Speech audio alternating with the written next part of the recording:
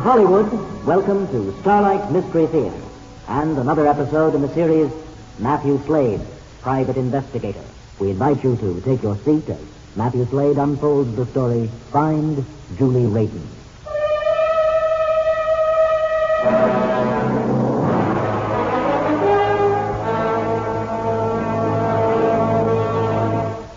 In my job, the hours are odd. So are the circumstances and the people I meet. You could even call some of them dangerous. My calling card reads, Matthew Slade, Private Investigator.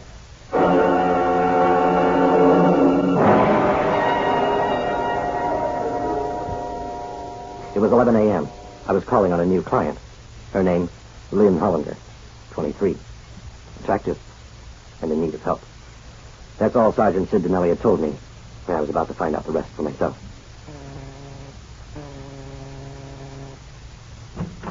Miss Hollander? Yes? I'm Matthew Slade. Oh, yes. Please come in. Won't you sit down? Thank you. I'm afraid I've awakened you. No. I've been up for some time. Please forgive the dressing gown. I haven't been feeling well. I've been home from work this past week. I hope you're feeling better now. Thank you. I probably should have waited till I was able to come to your office to see you. No, not at all.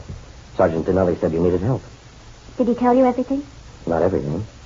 I'd like to hear it all from you. Well, my roommate, Julie Rayton, has been missing for about a week now. I reported it to the police after the second day, and they told me they'd do everything possible to locate her. Yesterday, Sergeant Dinelli said he'd speak to you about helping find Julie. I've called him at least a dozen times this past week. I'm sure he's tired of hearing from me. Well, he understands your concern. That's why he asked me to help you. I'm just a secretary, Mr. Slade. I take home $63 a week. I tried to tell the sergeant that he... Well, don't worry about fees, Miss Hollander. Sergeant Dinelli does me favors. I do the same for him.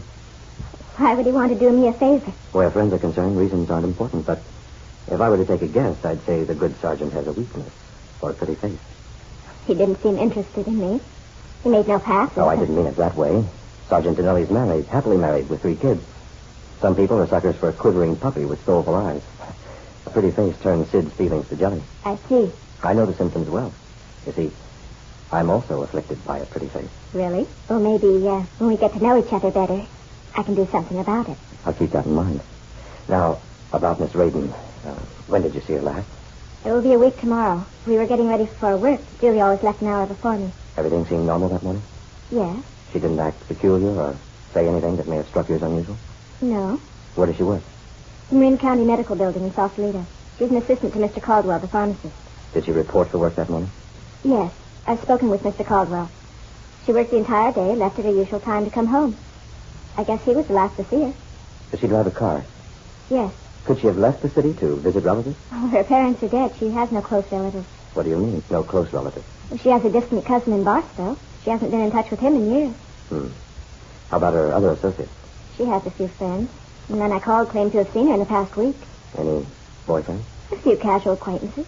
No one steady. Julie isn't what you'd call a companionable type. She doesn't care much for going out. She's rather shy. I've been trying to pry her out of her shell. Get her to go out and mix more. It just doesn't make sense, Mr. Slade. Julie isn't the type to vanish like this. Perhaps the pressures of big city living became too much for her. But she wouldn't leave like this. Not without telling me, without taking her personal things. You may be right, but it's a possibility we have to consider. And what about the other possibility? The one you haven't mentioned? Anything's possible, Miss Hollander. I know you're aware of that, but, well, there's no reason to believe the worst. Hello? Yes? You have? Oh, I see. Yes, thank you. That was the police. They found Julie's car, abandoned.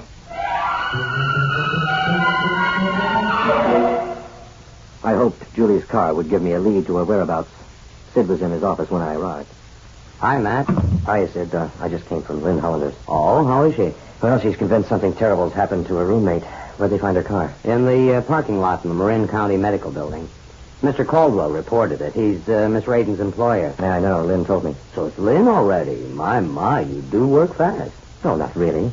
She's only promised to do something about my affliction. Well? I'll go into it later. Right now, I'm interested in what you found with the car. Like your little games. Okay, I can wait. Stout fellow. Now about the car? It was clean. Takes us nowhere. She evidently just left it. Well, I'd say it seems as if someone else was involved in her disappearance. What makes you think so? Well, she had to leave the premises somehow. She could have taken a cab or a bus. With a car sitting in the parking lot? Was it running order? Yeah. Well? Yeah, it's possible. Have you talked with Mr. Caldwell? No, only over the phone. There wasn't much more he could tell us. I don't think I'll pay him a visit anyhow. Step in here, Mr. Pollock. Thank you, Lieutenant. Hello, Barney. What are you doing here, Slade? Discussing a case. Really? You can wait. This is Sergeant Donnelly. Said this is Mr. Pollock of the Westlake Insurance Company. Pleased to meet you, Sergeant. Mr. Pollock. Mr. Pollock is investigating the accidental death of Dr. Gavin's wife. You know, the one that went over the embankment near Cabela Point last Wednesday. Give him whatever he needs. Thank you, Lieutenant. Excuse me, man. See you later. Right. Step this way, Mr. Pollock. Thank you, Sergeant. And thank you, Lieutenant. Glad to help. Well, Barney, what's new with you?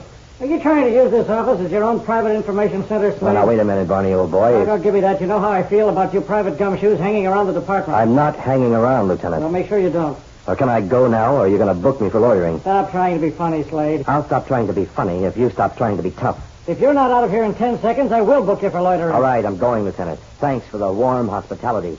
And the next time you're in my neighborhood, drop over. Adios.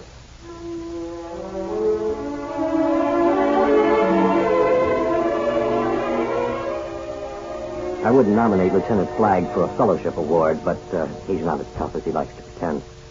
Someday I've got to ask him if he takes me as seriously as I take him. I paid my toll and crossed over the Golden Gate on my way to Sausalito. Shafts of sunlight filtered through the cables of the bridge as I drove north. I reached Marin County side and turned off Highway 1, arriving at the medical building a few minutes later. I hoped to talk with Mr. Caldwell would open a door. He was in the rear of the pharmacy. Mr. Caldwell? Yes, may I help you? My card. Investigator. Oh, is this about Julie Rayton, Mr. Slade? Yes. I'll be glad to help you in any way I can. This poor child, I hope no harm's come to her. Is there anything out of the ordinary you can tell me about last Wednesday? No, not that I can remember. Do you see her talking to anyone who may have looked suspicious? No. Any phone calls that may have upset her? I wish I could say yes to help, but there was nothing like that. Oh, what time did she leave? It's closing time, 5:30. Did you see her walk to her car? No, we said goodnight here in the pharmacy. As you can see from this location, it's impossible to see the parking area. Mm-hmm. You phoned the police about her car? Yes, it had been parked in the same spot for a week. Why did you wait so long to report it? Well, I wasn't sure it was Julie's car. I checked the registration just this morning and then telephoned the police immediately. I see. Is there any reason you can think of that would make her leave so suddenly? I've tried to think of something she may have said or done in the past. Nothing comes.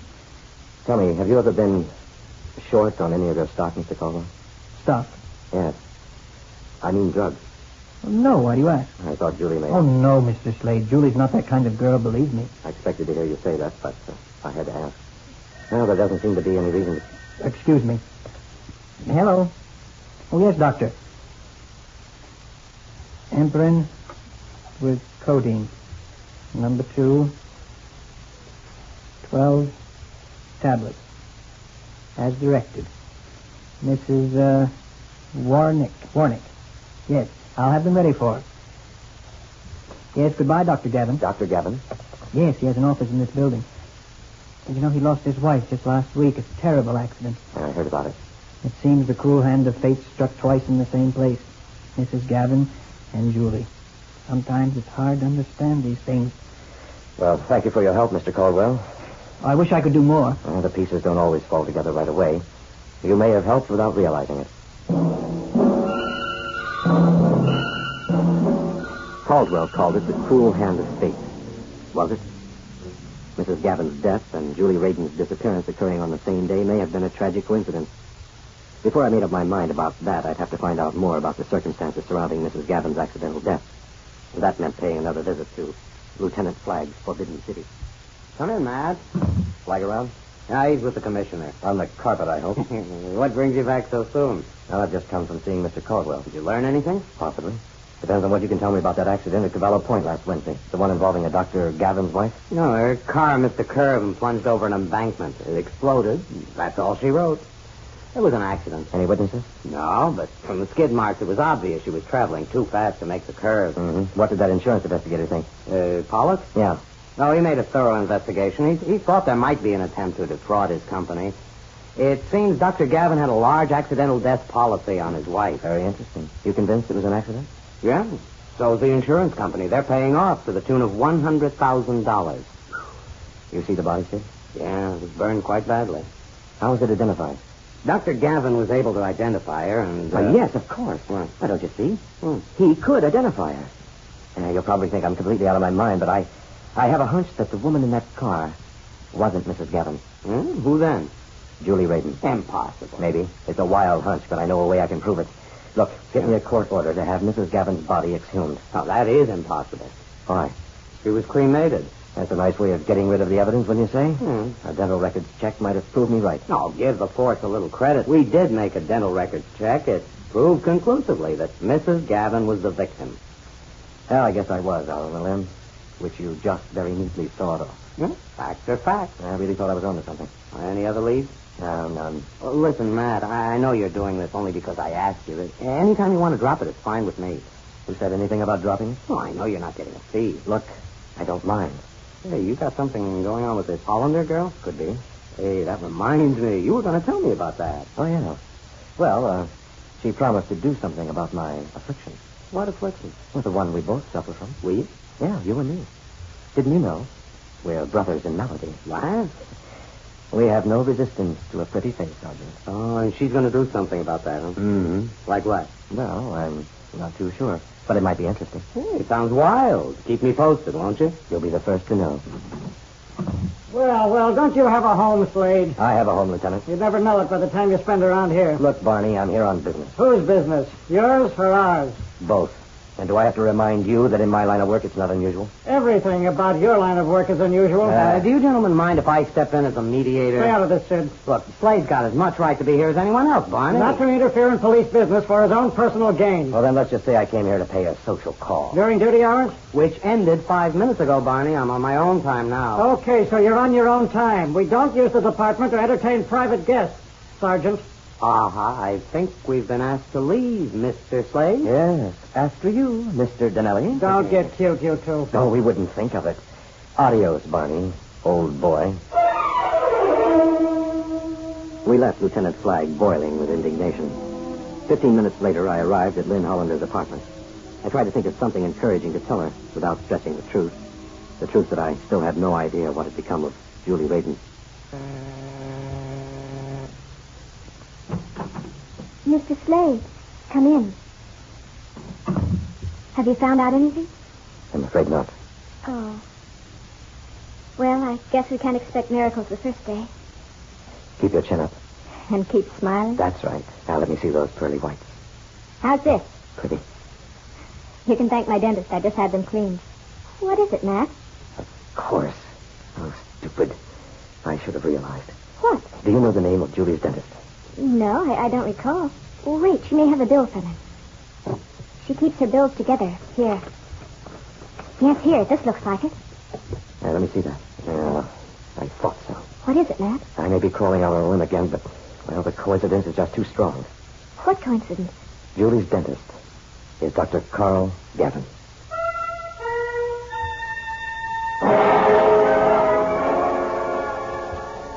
Lynn's remark about her dentist triggered my hunch machine. I'd been thinking of Dr. Gavin as an MD. His being a dentist could explain why his wife's dental records checked out. They were forgeries. I had to let Sid know. I phoned him at home. That's my theory, Sid. What do you think? You're reaching again. Well, you have to admit it's possible. I hate to put the damper on you, Matt, but it doesn't come as any surprise to us that Dr. Gavin is a dentist, and he couldn't afford the dental records. Mrs. Gavin wasn't her husband's patient. We got the records from a Dr. Whiting, not Gavin. I see. Does that convince you? No. There's still another possibility. Don't you ever give up? Indulge one more whim of mine, will you, Sid? Go ahead. Meet me at Dr. Gavin's home tonight. What in heaven's name for? Will you do it, Sid? I can't go barging into his house on your whim. You can find an excuse. A favor for a favor? I have a feeling this is going to cost me my bag. What's his address? Wait a minute. I've got it in my notebook. 783 Cove Avenue. Mm-hmm. Well, I'll probably be there before you. You wait for me outside. We're going together. I don't want any of your whims getting me into trouble. I've got a feeling this one will win you a medal. Or lose you your life. It took me 10 minutes to reach Cove Avenue. I knew it would take Sid at least 20 minutes. I wanted to be inside before he arrived. Gavin's place was a modest one-story beach house in a middle-class bayfront community. The speedboat was tied to a pier that extended from the rear of the house out into the bay. A handwritten card was pinned over the doorbell. Out of order.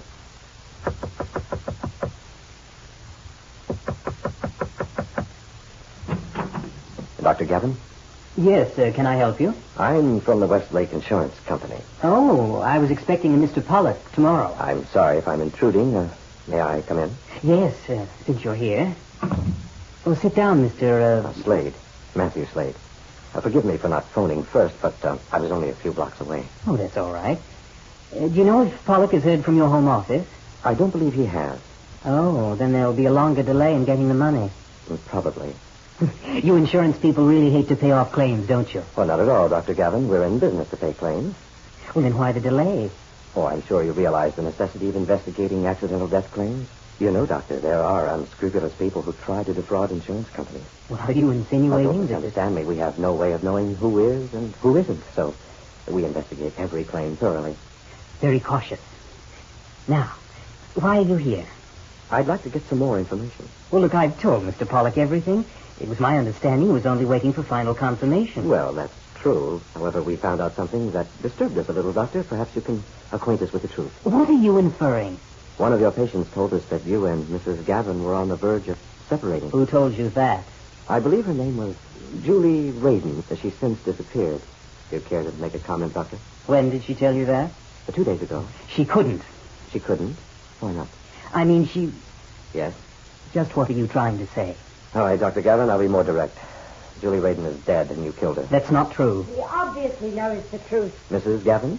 I've been listening to your conversation. I hope you found it interesting. Oh, yes, very. However, I'd hate to have to end such a brief relationship with a bullet from this gun. That is before we even know who or what you are. I'm Matthew Slade, private investigator. Searching for a revolver, Carl. What's your interest in this, Mr. Slade? I've been looking for Julie Rayton. Your search has ended. What are we going to do with him, Ellen? I think we'll take Mr. Slade for a little cruise around the bay. Get the boat ready, Carl. Ellen... Do as I say. All right. Now, please put your car keys on that table, Mr. Slade. It wouldn't do to have your car found in this area. You think of everything. Oh, it pays to, Mr. Slade. My only hope. My lucky rabbit's foot is on that chain. What method have you devised this time? Why don't we let that remain a surprise? Do you mind telling me what they do here? I was playing a hunch. After your trumped-up death and the body being conveniently burned beyond recognition, accurate identification depended upon a comparison with your dental records. That, coupled with your husband being a dentist, and the fact that Julie was one of his patients and had also disappeared, gave me the idea that Julie could have been substituted for you, and your name put on her dental records. That's not how it was done. Oh, I know. The police exposed part of that theory when they proved the dental records hadn't been tampered with. Then another possibility occurred to me. Why couldn't Dr. Gavin have worked on Julie's teeth, matching them in every detail to your own? Then there would be no need to forge any dental records. They could be kept intact, just in case anyone decided to check. Isn't that the way it was? There's no harm in your knowing it all now, Mr. Slade. We've been planning this for 3 years. Just waiting till we found the right patient. His practice would never make the kind of living I've always dreamed of. You tricked Julie into leaving the building with you that night. Carl did. She was a very naive girl. We've succeeded in executing a perfect crime, except for your interference, which will soon be eliminated. Everything's ready. And now for our cruise, Mr. Slade. We walked out onto the pier, boarded the boat, and headed out to the bay. The night was black. The water rushing by the hull had an ominous sound. We're out far enough, Carl. This is as good a place as any. End of the line, Mr. Slade. I think it's only fair to tell you I'm a pretty fair swimmer. You haven't been reading the papers. There have been numerous reports lately of an overabundance of sharks in this area. Never occurred to me I'd wind up as seafood. Your courage is admirable. But I know what you're thinking. But not all sharks are man-eaters. I'm not too sure about the ones in this bay. Oh, I propose to remove any doubt. You're going to join Mr. Slade, my dear. You can't be serious. Yes, my love, I'm deadly serious. I may never get another opportunity as perfect as this one. Carl, you wouldn't. You've been a millstone around my neck all these years. I agreed to go along with your plan for the insurance money because I knew I could get rid of you once you'd been presumed dead. You showed me the way, Ellen. And now, my dear... No, Carl, no. Put down that knife, Ellen. Put it down. Stay back.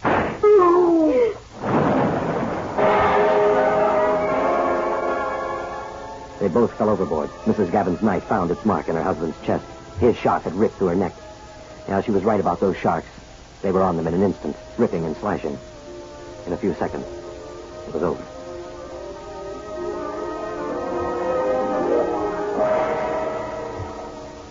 As I headed the small craft back to shore, I could see Sid standing on the pier.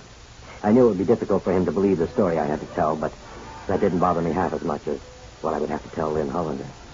The fact that we would never find Julie Rayton.